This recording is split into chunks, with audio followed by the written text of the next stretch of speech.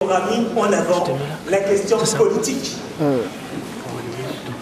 Face à l'adversité, il faut bien reconnaître que le césarisme, résultant de l'alternance politique de 1992, et ses conséquences, quelque peu innommables,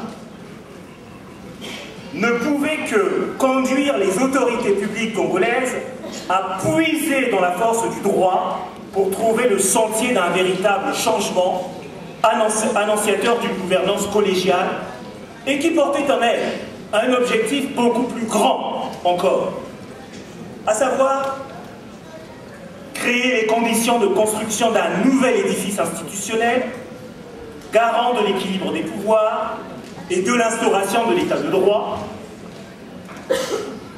L'impératif de réconciliation nationale a conduit à l'instauration d'un pluralisme incarné par une représentation parlementaire reflétant mieux aujourd'hui les différentes sensibilités politiques.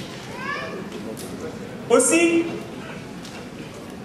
la rupture de la fin des années 90, à savoir ces accords de cessation des hostilités,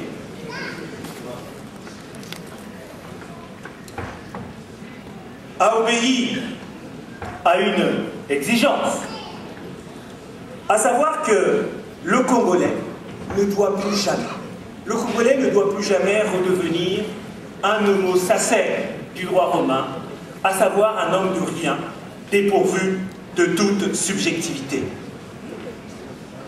Et le règlement politique du conflit congolais a été donc sous-tendu par le fait que la coexistence pacifique des ethnies du Congo ne peut se réaliser que dans le respect de la règle de droit. Elle seule peut donner du sens aux diverses revendications démocratiques. Et la démocratie congolaise, comme ailleurs sur la planète, ne devait en rien se limiter à l'édiction de règles relatives au vote au sens de Schumpeter. La démocratie, c'est bien plus que cela. La démocratie, ce n'est pas simplement compter les voix. La démocratie, c'est aussi la responsabilité. La démocratie, c'est aussi rendre les comptes. Et là où il y a pouvoir, il doit y avoir responsabilité. Et cette logique aura à chaque instant sous-tendu la décision, plus exactement les décisions des divers acteurs politiques congolais. Il en est ressorti que seule la démocratie pouvait faire éclore un contrat social renouvelé entre les enfants du Congo. Le contrat social ayant été déjà rompu durant les guerres de 93-94. Le contrat social qui a été, il faut le reconnaître, enfoui durant la guerre de 1997. Le contrat social qu'il a fallu faire ressurgir avec les accords de 1999. Et le contrat social, bien évidemment, qu'il faudra redéfinir et reconsolider avec les élections qui offrent la possibilité. L'élection présidentielle à venir offre la possibilité à chacun d'entre nous, bien évidemment, de se positionner. Quoi qu'il en soit, une question essentielle doit nous interpeller. Une question essentielle doit nous interpeller, nous tous, quelles que soient nos opinions, à savoir l'inscription de notre pays dans le cercle des pays émergents. N'oublions jamais que c'est notre capacité à créer la richesse. S'il vous plaît, c'est la conclusion, s'il vous plaît.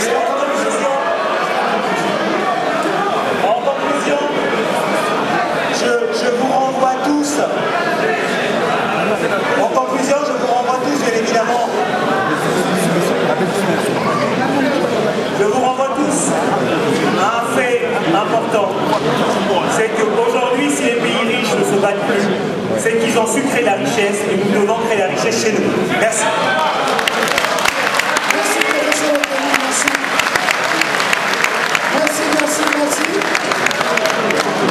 Nous avons dit que nous ne ferons pas de ce forum une tribune de campagne pour les potentiels. Ah, ça? Merci.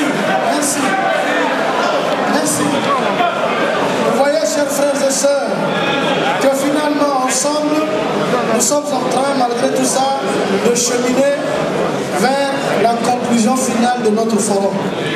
Il nous reste un dernier exposé. Oh, mais non. Comment nous allons faire ensemble pour que la paix que nous avons si chèrement acquise, pour que toutes les réflexions qui ont été soulevées ici et qui nous concernent tous, nous permettent de pérenniser cette paix. C'est une réflexion qui se fait à haute voix. Avant donc qu'on arrive à ce dernier exposé, on va se détendre un peu, puisqu'après tout, nous sommes quand même en paix, même si nous voulons la consolider. On va donc appeler le griot Darwin pour qu'il nous mette un petit morceau de joie, un petit morceau de gaieté, là où nous parlons de la paix. Merci. Darwin.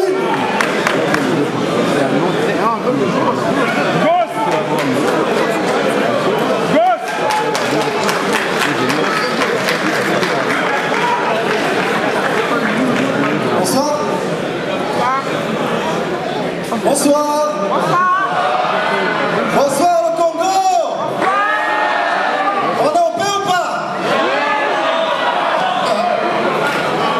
Bon, j'espère qu'on n'a pas pris de retard. Non, parce qu'on va encore entendre dire que les Noirs sont toujours en retard. C'est pas tout à fait faux. Vous savez, le jour de la distribution des rôles des super-héros, les Noirs sont arrivés en retard. Et on a eu le dernier choix. Kirikou. Voilà, je me présente, je m'appelle Phil Darwin. Je suis comédien congolais.